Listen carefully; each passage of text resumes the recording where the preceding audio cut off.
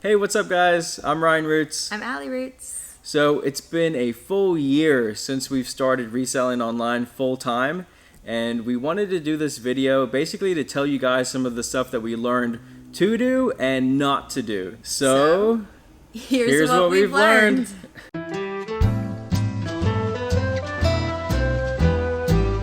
The first things that you should do would be, number one, keep your mind open to all products and all categories.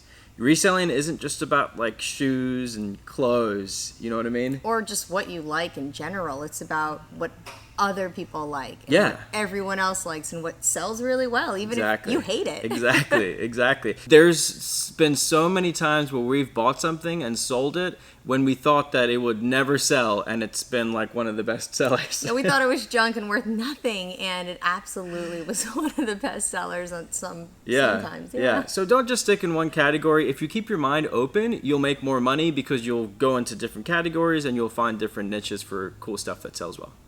So another thing we learned that's really, really important is keeping your mind open to all platforms. So there's Craigslist, there's Letgo, there's OfferUp, easy apps that are convenient, especially if you're selling bigger items. Yeah. Like once we bought a storage unit and we had couches, and instead of passing up couches because we were mostly selling on eBay at that point, we thought we could flip these on Craigslist, and we did. Yeah. Oh wait, no, we used the garage sale group on Facebook. Oh, the Facebook. Yeah, the Facebook yard sale groups are really good. Keep your mind open, yes, for local markets. When we first started reselling, we only sold on eBay. We didn't really know that there were other avenues you can sell. But again, you got to keep your mind open to other platforms. There's eBay and Amazon and Poshmark and ThreadUp, and there's lots of places you can sell online. And then like Alli said, there's also a lot of places you can sell locally. If you don't want to pay those fees, list your stuff on Craigslist and Letgo and OfferUp and those kind of platforms. Another thing that we learned over the past year is to take educated risks. You know, we went from small things like buying one or two items at garage sales and thrift stores to now we'll spend $2,000, $3,000, $4,000, $5,000 on larger wholesale lots. But listen, nothing's changed with the research that we do. We still do all of our research on the products, but we do take those bigger risks. And guys, remember, hire help when you need it. Ask for help, hire help, get help whenever you feel like you're underwater, if you know you're going to be underwater, if you have a big wholesale order coming in and you know you're going to need the help. You don't want to get overwhelmed. You don't want to find yourself swimming and you just can't get a breath, because this is supposed to be fun. You're supposed to enjoy it. You gotta love what you're doing. Yeah. Yeah. Which leads us to our last point on what we learned this year that you should do, and that's have fun. It's a hard business to learn at first, but once you get rolling, it really is a lot of fun. So much fun. You can do what you want when you want to do it. You can go out to lunch with whoever you want to go out to lunch with, because you don't have to take that special particular time off. Yeah. But just enjoy yourself, guys. And if things get boring or monotonous, change up your routine and try something new. But just have fun doing what you're doing. All right, guys. Now we're going to discuss what you shouldn't do. Bum, bum, bum. Okay, so most importantly, you should never, ever argue with your customers. Oh, no. Customer is always right. Even if you have to take a hit because you know you sent that product and the product was sealed in the box, brand new, and the person claims it wasn't, take the hit. Offer a partial refund, offer a full refund, do whatever it takes to make your customer happy. Yep. Don't get negative feedback. It's not worth it, especially on platforms like eBay. There's been multiple times, by the way, guys, where we actually have gotten a negative feedback and we've reached out to that customer, fixed the problem, and got them to change the feedback.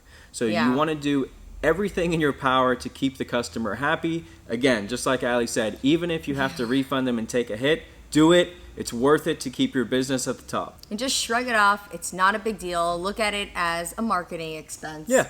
Okay, guys, so the next thing that you should never do, especially when you're first starting out in this business, is take on large overhead.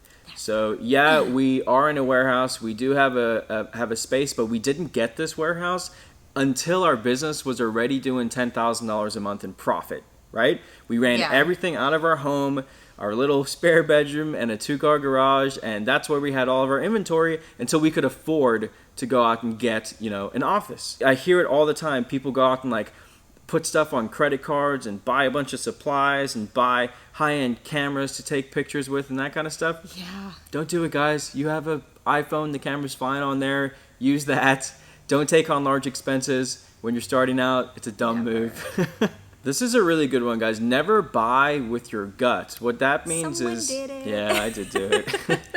When I started out selling, I actually went to a thrift store with like $300, and I basically just bought a bunch of stuff without doing any research. Because you were like, oh, I know these brands. These are great brands. Yeah, but it was a really good lesson. I brought all the clothes home, and like I showed Alli all these high-end brands, and I was like, we're going to make so much money. Yeah. And we didn't. We made no money, and we ended up redonating the clothes back to the thrift store. Yes, so we did. Don't buy stuff with your gut. Do your research. We all know the money's made when you buy, not when you sell. So do your research and don't buy with your gut. And guys, watch your bottom line. Just don't forget that it's all about net. Don't get so caught up in the gross, because really you want to make sure... Profit. She's talking about profit. Net profit and gross profit. Maybe you should do that one. There's a lot of people who spend a lot of money on like advertising expenses, and they don't watch what they're paying for items. They don't watch their returns. They don't watch their margins. And that's what we're talking about. The margins of your items, you need to watch them, because again, if you're spending 60 hours a week on your business to make, $500 at the end of the week, you're only making $8 an hour. Go just get a job doing anything, right? But is it worth how much you're making hourly? Because you're taking the photos and you're listing everything, and listing stuff takes a while. Mm-hmm. And at first, of course, it takes a little longer, and then you become more efficient and you do it much more quickly. But is it worth how much you're making per hour? And you just got to say, how much is my time worth? And the last thing that we learned over the past year, guys, in this business is don't listen to the haters. They're gonna be everywhere. Yep. And just anyone who's even discouraging, don't listen to what they have to say. No, listen, guys, it's an interesting business, right? When people hear like you're a reseller or you're selling on eBay or Amazon, a lot of people, your friends and your family, are going to be like, well, that's not a real job. How are you going to make money doing that? Well, you will. If you persevere and you push through, you will make money, guys. Remember, we started this business with $200, and this last year we brought in $300,000 gross. So push on, persevere. You will stumble, you will fall sometimes, but learn from your mistakes. And don't get caught up in the small things. Don't let all the little things add up and bother you, because you just shrug it off. Yeah.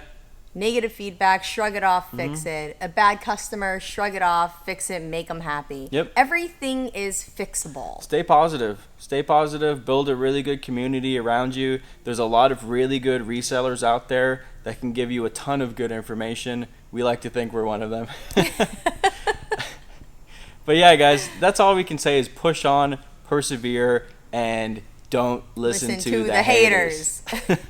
And that's pretty much it, guys. That's what we've learned this year, what to do and what not to do. It's been a pretty crazy year for us. But a good year for us, definitely. It's been fun. It definitely has been fun. We've definitely stumbled a bit, and we've persevered a lot. We've had our ups and downs. We've had our ups and downs, but we put our blood, sweat, and tears every single day into what we do. And that's what you have to do, especially when you're first starting out in this business. Just keep swimming. Just keep swimming.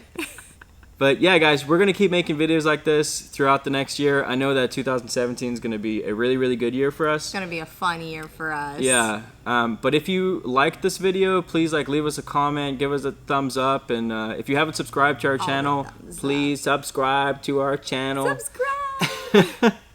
I'm going to be putting a link in the description to a webinar that we're doing tonight at 8 p.m. So if you'd like to come to that, I'll be talking all about our business and how we were able to do what we've done, and a lot about wholesale and all that stuff. So if you want to come to that, click on the link below.